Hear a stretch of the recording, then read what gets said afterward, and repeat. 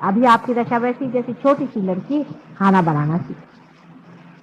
फिर आप जब इस शास्त्र में निपुण हो जाएंगे तभी आप असली योगी होंगे, क्योंकि कुशलता पूरी आ जाएगी, तो परफेक्ट नॉलेज आ जाएगी। और जब परफेक्ट इसका नॉलेज आ जाता है तो आप ही नॉलेज हो जाते हैं, माने आप कुछ करते कुछ नहीं, वो ऑटोमेटिकली सब मामला अपने आप चलते रहता है। जैसे कि ये अगर परफेक्ट हो जाए और इसमें से मेरी आवाज अगर परफेक्ट अंदर जा रही तो इसको कुछ नहीं करना पड़ता है, कुछ जानना नहीं पड़ता है, सीधे ही सारा की सारा रिकॉर्ड होगा। क्योंकि बोलने वाला और करने वाला और सबको संभालने वाला पालनहार परमात्मा सबके सर पे मंडरा। रियलाइज लोगों को एक बात और भी पता होगी, ये भी बहुत जरूरी बात है जिसको जान लेने से आपको एक तरह की निर्भरता आ सकती है। हर एक रियलाइज आदमी के ऊपर में देवता मंडराते हैं। जैसे किसी भी कहते हैं दुष्ट आदमी के ऊपर में भूत मंडराते हैं, वैसे ही बहुत लालायित हैं सारे देवता लोग उन लोगों की मदद करने के लिए जो रियलाइज है। उनको सुगंध आती है और वो बराबर उनके आसपास मंडराते हैं। आप में से जिन लोगों ने इसका अनुभव लिया होगा, अभी वही बता रही थी उस दिन कि उनके देवर पे बाधा थी, उनपे भूत की बाधा थी, और 3:30 बजे करीब उनकी तबीयत बहुत खराब हो गई और वो लगे चिल्लाने चीखने, बाहर भी आदमी चिल्लाने चीखने लगे।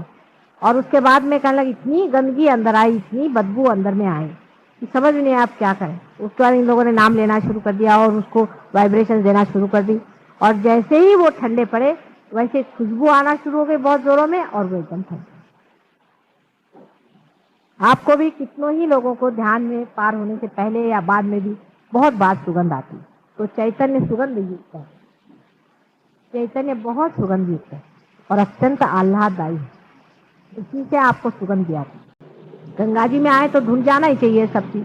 तो अगर आपके कर्मों के फल, आपके हाथ पैर अगर दुख रहे हैं या कुछ आपको बीमारी हो गई, कुछ तकलीफ हो गई, तो ऐसी कोई बात नहीं, वो तो हम ले ही सकते। लेकिन आपके कर्म शरीर से उठ करके मन में चलेंगे।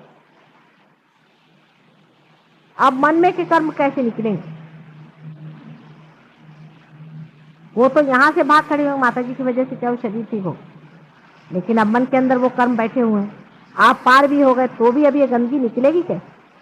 इसलिए यही कर्म जब आप करते रहेंगे तो अकर्म में ये सब बह जाए, और जितना आप इस जन्म में कर डालेंगे उतना ही कर्म खत्म हो जाएगा।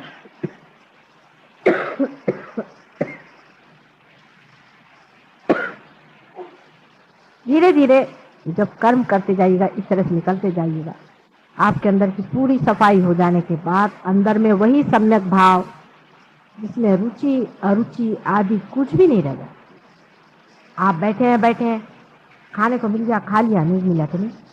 कोई भी आप काम करें, आप एग्जीक्यूटिव हैं, आप कुछ भी दुनिया भर की चीज है, आप अपना उसी का काम कर रहे हैं जो परमात्मा का। आप खुद का कोई काम नहीं कर, उसी का काम आपके हाथ से हो रहा है और आपको पता नहीं चला। जैसे सूर्य है वो अपनी रोशनी दे रहा है, चंद्रमा जो है वो सूर्य की रोशनी अपने अंदर लौटा रहे हैं, ये समुद्र है इसको ये चढ़ रहे हैं उतर रहे हैं, अपने अंदर से बादल भेज रहे हैं, इनके सब कर्म हो रहे हैं, लेकिन कोई भी ये नहीं सोचता है कि हम कुछ कर रहे हैं। पेड़ हैं, पेड़ों में से फल निकलते हैं, फलों में से बीज निकलते हैं, फिर उसमें से पेड़ निकलते हैं। कितने बड़े कार्य में ये लोग सब लगे, लेकिन इनको किसी को लगता नहीं कि हम कुछ कर, सब आराम से चला हुआ। सिर्फ मनुष्य में ही प्रश्न हो गया है, वो लोग तो सब हारमोनी में है, हम लोगों में प्रश्न, और उससे दूर रहना चाहिए। जहाँ तक हो सके एकदम आग भट्टी में मत डालिए। जब लड़की खाना बनाना सीखती है तो पहले एक छोटे से चूल्हे पर थोड़ा सा कपड़ा लगा करके धीरे धीरे, फिर उसके बाद जरा उसका हाथ जलना सीख लिया तो फिर वो बड़े चूल्हे पर काम करना शुरू करती। उसमें भी वो पहले संती लेती है, फिर एक तवा लेती है, फिर उसके ऊपर में वो रोटी सेकती है। उसके बाद जब वो एक्सपर्ट हो जाती है तो हाथी से रोटी बना लेती है, चूल्हे में हाथ डाल करके भी वो ठीक से ऐसे ऐसे कर सकती। उसी तरह से शुरू में आप जिसको हम इविल भी कह रहे हैं, जिसको हम बुरा भी कह रहे हैं, वो भी गिरती। फिर जो इविल करके जो चीज है वो आप जहाँ खड़े होंगे वो खुद ही भाग खड़ी हो जाएगी, वहां रहेगी, कुछ आप पे असर ही नहीं आने वाला उस चीज। ये दशा जब आ जाएगी तब फिर माँ का प्रोटेक्शन की क्या जरूरत है, आप खुद ही बड़े हो जाएंगे। तब फिर आपको किसी का पकड़ेगा नहीं, किसी का कुछ नहीं, कोई कहीं पर भी कुछ हो, आप जाइएगा, आप देखिएगा कुछ नहीं, जो जहाँ पहुंचे वहीं सब भाग रहे हैं, वहाँ खुद ही वो टिकने नहीं वाले। इतनी समर्थता जिस दिन आ जाए, उस दिन ये प्रश्न हमेशा के लिए टूट जाए। लेकिन जैसा मैंने उसके लिए कहा था कि उसके दो ही तरीके हैं, एक तो अंदर का मेडिटेशन और एक बाहर का देना। अब अपने आप से हाथ से चीज जा रही है। पहले तो कहते हैं कि भाई अच्छा कर्म करो, अच्छा करो बुरा करो, अच्छा और बुरा ये भी मनुष्य का विचार होगा। जब कर्म अकर्म हो जाए, माने कर्म की भावना ही नहीं रहे कि हम कर्म कर रहे हैं, जैसे सूर्य की रोशनी है, वो कौन सा कर्म कर रहा है, वो अकर्म में है, लेकिन कर्म तो हो रहा है उसका। जिस वक्त में पूरी तरह से अकर्मता आ जाए, माने हाथ में से चीज बह रही है और हो रहा है, तो जो कुछ भी अपने अंदर कर्म पहले के इकट्ठे हुए हैं, जिसको कहते हैं कि कर्म फल आपको भोगना पड़ेगा। बहुत से लोग बीमार आते, माता जी हमारे कर्म के फल है, आप क्या ले लीजिएगा, हमने कहाँ ले लेंगे, कोई चिंता की बात नहीं। बहुत सारा गेहूं जिस आदमी ने फैला दिया, उसका फैलाव ज्यादा हो, फिर आपने गेहूं इकट्ठा करके उसको ऐसा बड़ा कर, उसकी ऊंचाई बढ़ गई कि नहीं बढ़ गई।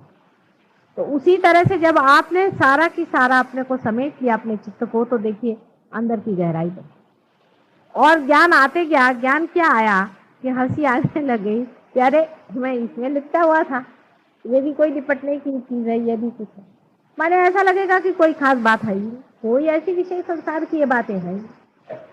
अपने यहाँ का एक लड़का है, पार हो गया था, वो इंटरव्यू में गया, जब लौट के आया तो मैंने कहा भाई हुआ कि नहीं हुआ, कहले मुझे लग ही नहीं रहा कि कुछ हुआ है कि नहीं हुआ, होगा तो होगा, नहीं होगा तो।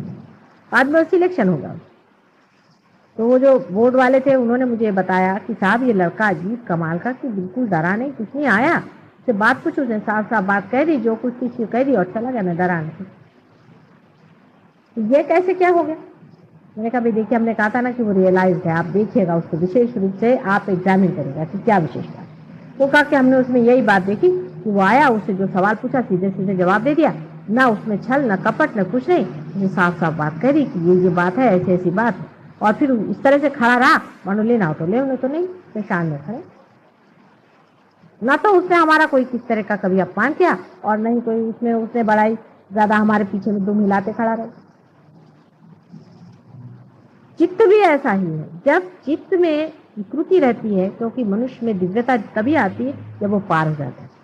जब उसका चित्त हर जगह में उलझा रहता है, तो उसके चित्त में विकृति आती है। समझ लीजिए कि जैसे कोई, ये आपने देखे होंगे बहुत से पेड़ों में से ऐसे जिसको टेंड्रिल्स कहते हैं, वो निकलते हैं, खासकर जो कि चढ़ने वाले ये होती हैं बेलें, उनमें से ऐसे निकल करके वो इसको पकड़ लेती, फिर उसको पकड़ लेती, फिर उसको पकड़ लेती है, तब वो बेचारी धीरे धीरे धीरे धीरे ऊपर चढ़ती है।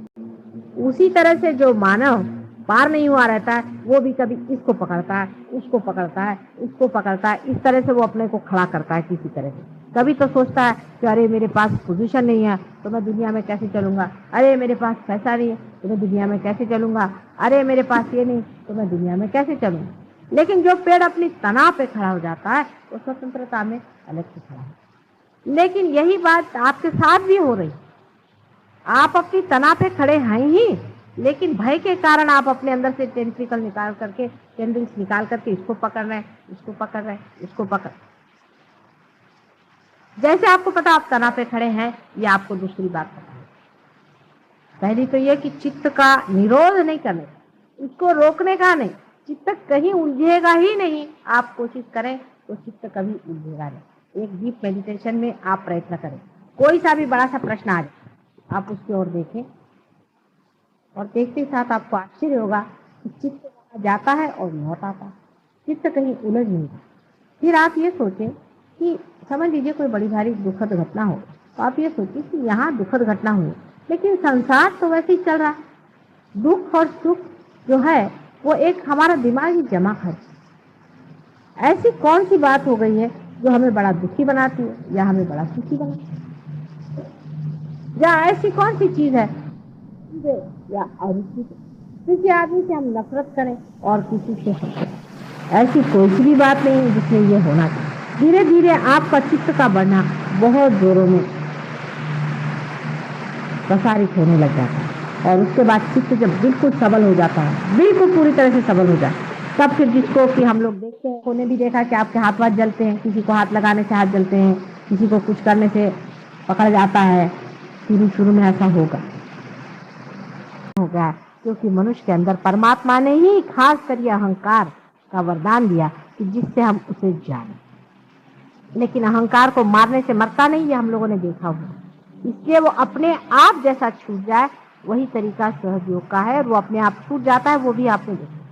लेकिन करना क्या चाहिए कि अपने हाथ से जितना भी कर्म हो सके करें।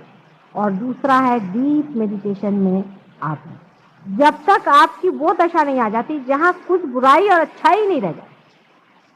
आपने मुझे देखा, मैं कहीं भी जाती हूँ, मुझे ना तो कोई नेगेटिविटी पकड़ती है, ना मुझे कोई भूत पकड़ता है, ना मेरी उंगली पकड़ती, ना हाथ में। हर समय वैसा ही प्रवाह रहता है। अगर आप लोगों को अगर मेरे सर से कुछ गर्मी लगे, इसका मतलब है आप ही के अंदर कुछ न कोई दोष आ गया। ये इसका सामने आपके सामने उदाहरण, मैं भी आप जैसी ही हूँ ना, लेकिन आपके सामने उदाहरण। इसी तरह से जब आप भी हो जाएंगे कि जिसमें ना तो कोई शैतान रह जाएगा, ना कोई बुरा रह जाएगा, जो आपके सामने आएगा वो आपके प्यार में घुलना ही चाहिए, और नहीं घुले तो वो भाग जाए। ऐसी जिस दिन दशा आएगी, उस दिन फिर आपको इस प्रोटेक्शन की जरूरत नहीं रहेगी। और प्रोटेक्शन के बहुत सारे तरीके आप ही लोगों ने ढूंढ के निकाले। उसमें से कुछ तरीके जो हैं, आप चाहे तो ये लोग बता सकते हैं आपको, कोई भी यूज करके जो जो ये लोग इस्तेमाल करते हैं, या आप इनसे पूछ सकते हैं। जैसे फोटो पर लेना, पैर से निकालना, पानी से निकालना, अपने ही को अपना बंधन डालना आदि, नाम डिफरेंट नाम लेना वगैरह वगैरह, बहुत सारे सब कुछ प्रकार हैं। उसके मामले में आप चाहें तो इन लोगों से अगर बात करें तो ये लोग सब बता सकते। लेकिन रियलाइज आदमी को ध्यान में आते वक्त पहले बैठ करके देखना चाहिए कि माता जी से जो आ रहा है उसमें कहीं हमारी कोई पकड़ है, हमें वाइब्रेशंस आ रहे हैं नहीं। अगर वाइब्रेशंस रुक गए तो उसको निकालना चाहिए। उसको कैसे निकालना चाहिए, क्या करना चाहिए, शरद भी बता सकते हैं, लोग बता सकते हैं किस तरह से बंद हुए वाइब्रेशन निकाल सकते हैं। अगर हाथ में थोड़ी सी जलन है तो उसको फूक के कैसे निकालना चाहिए, उसको उस वक्त फूक करके निकाल दीजिए, नाम ले लीजिए, फूकने से निकल जाएगा। एकदम ऐसा निकल जाएगा कि आपको लगेगा ही नहीं कि वहां पकड़ते हैं, एटमॉस्फेयर में है, हर जगह है, आप पकड़। सभी सहजियों से विनती है, हमारे इस चैनल को सब्सक्राइब करके सहज को फैलाने में हमारी मदद करें। जय श्री माता जी।